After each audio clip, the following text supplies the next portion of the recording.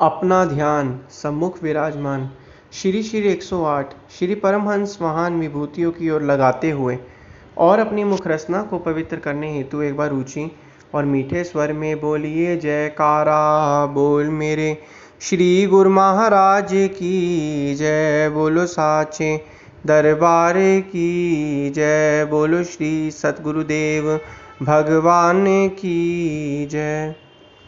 गुरुमुखों, जब भी मन दुखी हो तो क्या करना चाहिए और मन हमारा दुखी क्यों होता है?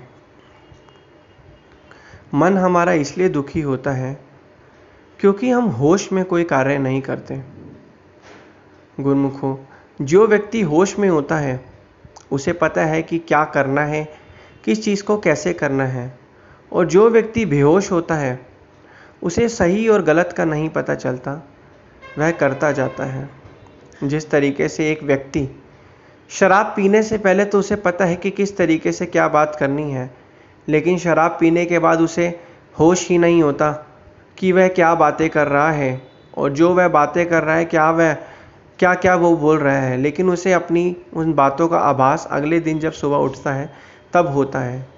इसलिए हमारा मन जो है हमेशा दुखी रहता है, अशांत रहता है, परेशान रहता है, क्योंकि हम होश में कार्य नहीं करते। आज के जो ज़्यादातर लोग हैं होश ना होने के कारण मन के अधीन चल रहे हैं। मन ने जो बोला वह कार्य कर रहे हैं, जो सबसे बड़ी जो भारी भूल है। जिस तरीके से सूर्य उदय होने पर सारे अंधकार का नाश हो जाता है, इसी प्रकार जब जीव को संतों महापुरुषों की चरण शरण प्राप्त होती है, उनका बख्शा हुआ नाम प्राप्त होता है, उनके द्वारा प्रदान किए गए सत्संग से जब उसके ज्ञान चक्षु खुल जाते हैं तो उसे ज्ञान मिलता है, विवेक मिलता है, जो उसे होश प्रदान करता है, और सही और गलत की परख उसे आ जाती है। सही क्या है, गलत क्या है, और किस तरीके से कौन सा कर्म उसके लिए सही है या नहीं।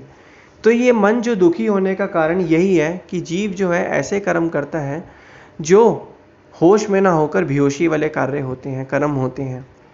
हमें इस चीज़ का ध्यान रखना है, इस चीज़ से सबक लेना है कि हमें इन कार्यों को करने से पहले सभी चीज़ों को सोच समझकर जो भी हम कर्म करते हैं उसको समझना है।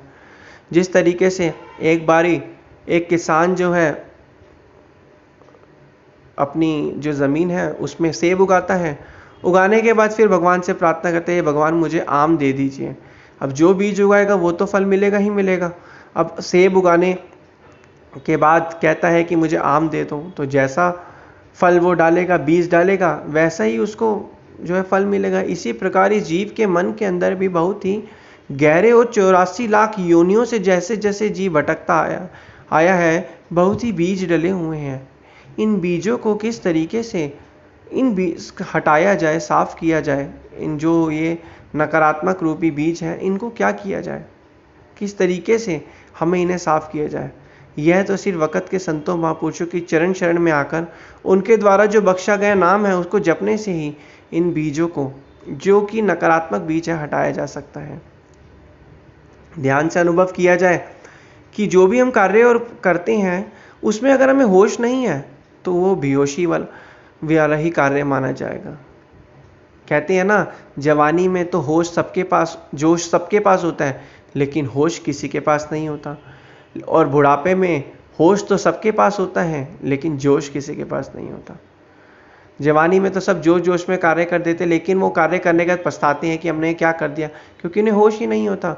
और जब बुढ़ापे में होश आता है, कार्य करना होता है, तब उनमें जोश ही नहीं होता। तो क्या करना है? संतों महापुरुषों की चरण शरण को ग्रहण करके जब जीव को विवेक प्राप्त होता है, कर्म करने का तरीका पता चलता है, तब उसे होश भी प्राप्त होता है। जब उसको होश प्राप्त होता है तब उसे सही और गलत की पता चल जाती है। तब उसका जो कर्म की जो डायरेक्शन है, दिशा है, उसकी सही दिशा में जो है कर्म होते हैं। वरना आम संसारी जीव तो है, किसी को शराब का नशा है, किसी को गाली देने का नशा है, किसी को अलग अलग तरीके के अलग अलग लोगों को आदतें हैं। किस तरीके से उनकी आदतों को हटाया जाए, क्योंकि होश ही नहीं है, बेहोशी में सारे के सारे लोग लगे हुए हैं। लेकिन हम जैसे और आप जैसे जो भगत जन हैं, हमें क्या है, हमें होश मिला हुआ है, विवेक रूपी होश है। जो हमारे अंदर हर बार हमें चीज़ों के माध्यम से समझाता है कि ये क्या हमारे लिए सही है, क्या हमारे लिए गलत है। इसलिए गुरुमुख हो, हमें होश में रहना है। होश में रहेंगे तो मन दुखी नहीं होगा। दुखी कब होता है? जब कर्म गलत होता है।